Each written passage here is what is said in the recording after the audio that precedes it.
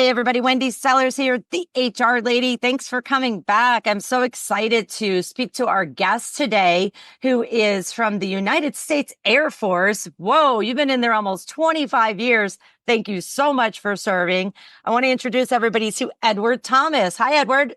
Hello, Wendy. I appreciate the introduction, and it's truly been fun and an honor to serve for so many years and have so many experiences throughout my time in the service. Yeah, well, thank you. Hey, I'm excited to talk to you from like an aspect, an HR aspect as well. You know, you have your PHR, congratulations, and your PMP too. Two Yes, difficult ones. yes. There was fun times, a lot of studying, a lot of information interviews, talking to folks, just getting a scope of what those certifications can lead to, but just getting back general understanding of what is the civilian sector asking for us service members as we walk into this space. Yeah, I mean, we're asking for experience, which you have, and it's hard. It's super hard. I work with a lot of veterans and trying to help them get jobs outside of the military area. And, you know, there are so many businesses in the United States, but most of the businesses in the United States are actually small businesses, right? And so if you're coming out of the military and you're thinking, oh, I'm just going to go work for this giant company, that's totally cool. Your skills will transfer, but we have more opportunity, and I'll be honest with you, more need in the small business practice. We need your stability, your rules, your processes, and then your ability to, think on a dime and look at unique situations. So I, for one, am excited for you to eventually come to the private sector. Yeah, you're excited. I'm excited. I'm really looking forward to it. I think I've had the exposure and experiences throughout the so many years, 25 years, as you mentioned, and just being able to bring that to an organization and just kind of help build up whatever they've already established and just try to intertwine the assets that I've, accomplished over the years and just make the organization better, help build the team up together so we can all grow.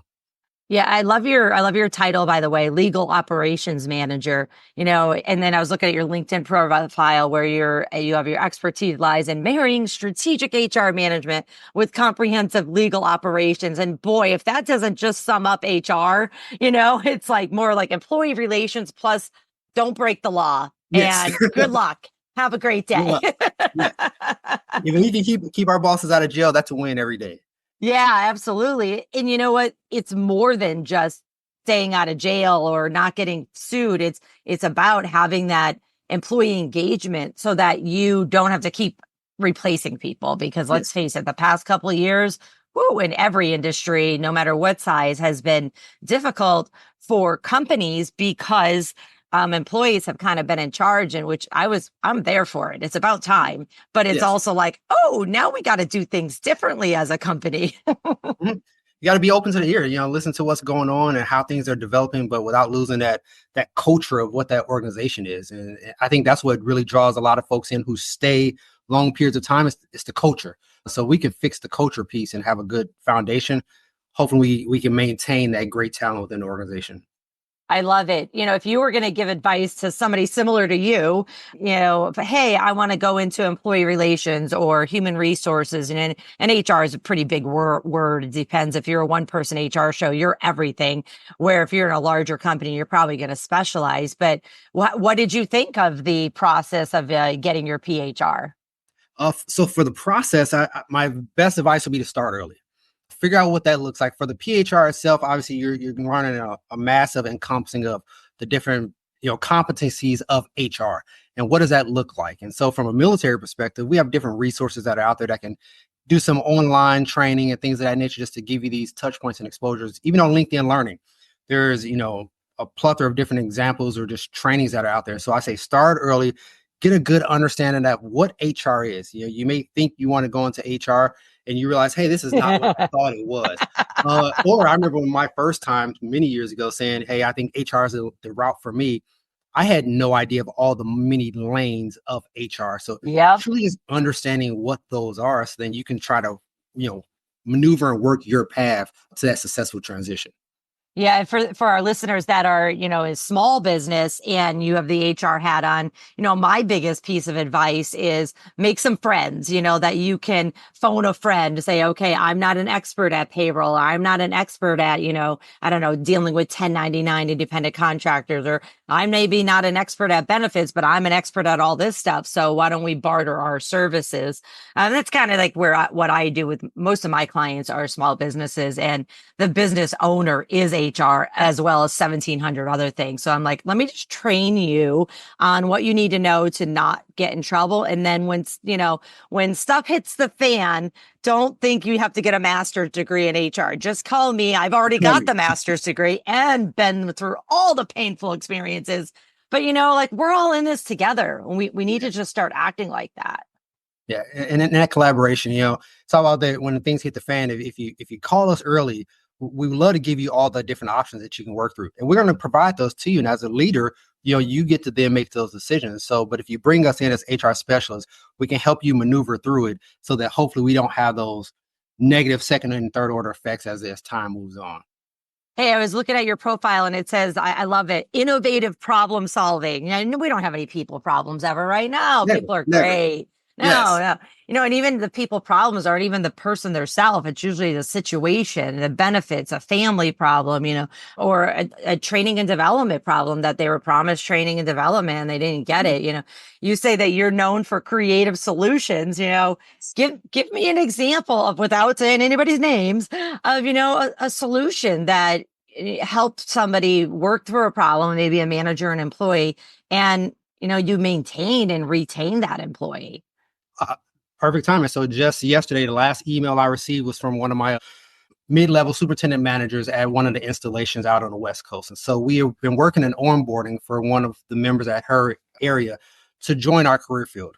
So we have a very extensive process joining the career field. She finalized all that. We got the package approved. And so she has a selection date to come in and onboard to our organization. And that's not until January.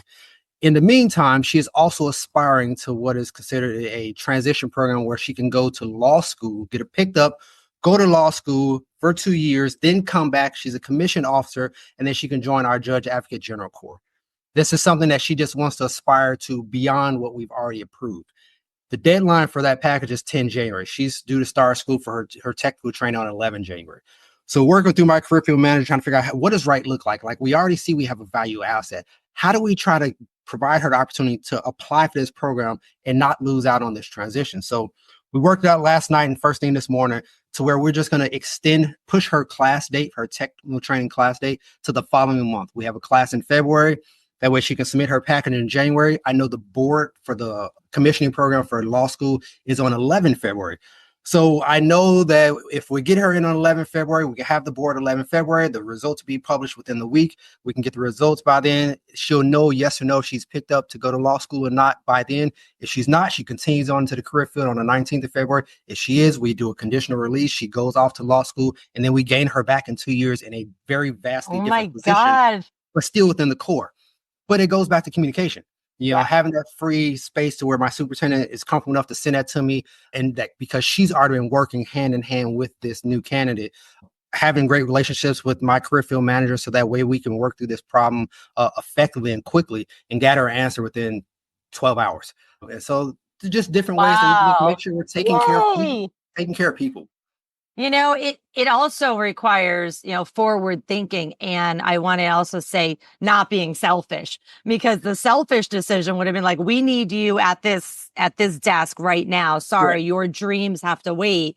But in the end, her dreams are actually going to help you, but you just have to delay it a little bit. So kudos to you and for the whole team for doing that. That's what we need more of, across the board, across the globe in the workforce, where we're thinking about the future. I see all too often, I'll get the phone call where they're not my client. Yeah, because if they were my client, they would have listened to me the first time. But it's like, hey, we hired someone, we rushed into this decision because we were desperate, and now we realize it's not the right person for the job, or we should have delayed it and did something like you did. And by that time, sometimes it's too late because the person's angry, they're hurt emotionally, financially, and or if you've hired the wrong person, it's hard to take that back. So I love that innovative problem solving. I also saw that, you're very big on ethical governance. And I wanted to talk about that a little bit. I was looking up some statistics this morning preparing for our call, and this is from the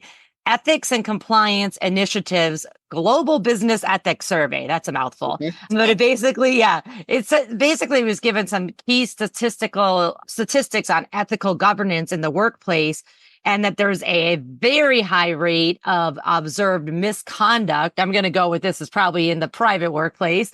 65% of employees reported seeing misconduct in their workplace. What do you think about that? I would say that's a very accurate assessment. And the misconduct that's occurring within the workplace, and I think the space that we need to really start to look into is, do those individuals feel comfortable with directly, communicating with the person who has this misconduct and hopefully get them right on course, or bring that up within their not their hiring, but their managerial process of their system. Can they bring that to their manager or bring that to their HR development? So the way we can get a working team together to get after the misconduct so that we're ethically compliant. We want people to come in and do a good job every day. I would like to believe that people don't wake up and like, hey, I'm about to do something mischievous today. I hope that we don't have many folks that are out there. Sometimes people just don't know. Yeah. And they're making decisions and actions in an avenue that they think they're doing a good thing, and they're stepping outside of a boundary or a lane. So, maybe it's an education piece. What has we as the institution done first to make sure they're equipped to make said decision? That's normally my first thought when any sort of misconduct occurs, especially in the ethical realm. Then beyond that, what I get back to culture. What is our culture? Have we as a culture, as an organization, made this normal? Even though it's outside of the standards, have everyone just thought that this is normal, and now it is taken on its own legs. So I think that percentage is very accurate. Sadly, I believe so, but I think that starts with us as the organization. What are we doing to make sure we're level setting? Well, the interesting thing, there's more stats too that are right in line with what you just said, that only around 40% of employees who witness unethical behavior report it. Why? Because 28% of those employees report feeling pressure to compromise their own standards, and 87% of employees overall stated that they don't feel that they work in a strong ethical culture. So, I mean, I'm not shocked by those stats at all. And it doesn't seem like you are shocked by those stats. But if our listeners are shocked and going, oh, well, we're the company that's the exception here, you really might want to take off your rose-colored glasses and say, we may not be. We, as the owner or HR or whatever your role is, we think we have ethical standards and we think everybody complies to them. But, we need to really ask the team. And here's the other thing that I say, if I ask my team or my client's team, a question, whether live or on a survey, and I don't get any responses, I get crickets, I already know the answer. Yes, They're yes, you do. they're too afraid to say it. They don't want their name associated because there's been some kind of repercussion, or they say, why am I going to even tell you that? You're not going to do anything about it. I've given you information in the past and you haven't done it now. So, what are any advice on how to get people to speak up when you know that there's issues? I think it starts, you mentioned a little bit with the surveys, but I think the small group discussions, having those small group discussions, and I've found success in having scenario-based small group discussion. Let's talk through the hypothetical and get people to just kind of openly just work through it a little mentally. And then sometimes that opens that ethical door for them, like, hey, I saw this, or this is what's going on. This is how I feel us as a team or organization is operating when these things happen. And then we just have to be mindful. We can't be defensive when those things happen. When those situations arise, we have to set our ego aside. We have to be receptive to the information, because if we're defensive or pushing back on those responses when they come in, they will never bring other things to us. So small group discussions I found to be a great place of support, getting people to hear different perceptions and just having talks with others, and as we build and grow that team together to figure out what does right look like for our culture from an ethical standpoint. Yeah, it's 100% true and accurate. And, kudos to you for taking that standpoint. Before we wrap up here today, Edward Thomas from the U.S. Air Force, who has been in the U.S. Air Force probably as long as my HR career, and you're still enjoying HR, so that's Yes. a good sign. I mean, Yes. it's a hard pill to swallow these days. And I always tell younger people who are going into HR right now, I'm like, let's have a little chat first before, I want to make sure you don't have any misconception. So before we wrap up, any last piece of advice, especially for companies, big or small, who are hiring ex-military people? For ex-military, I'll just say we come with a vast array of skill sets, and a lot of our skill sets, no matter what your primary role or job is the underlying professional military education that we get. That is one of the things that sets our military apart from other countries' military, especially on the enlisted side, is the development that our military has poured into us at multiple levels throughout our career. So we're learning leadership, we're learning communication, we always have a cross-cultural, diverse team. We have multi-generational teams. So we bring those skill sets to any organization, small businesses as well as large corporations, to just kind of help supplement what you guys already have within your AOR that's out there across the United States and or remote. We're a valuable asset, and we are workers. We really care about doing a good job, and we want to be connected with organizations that drive with a sense of purpose.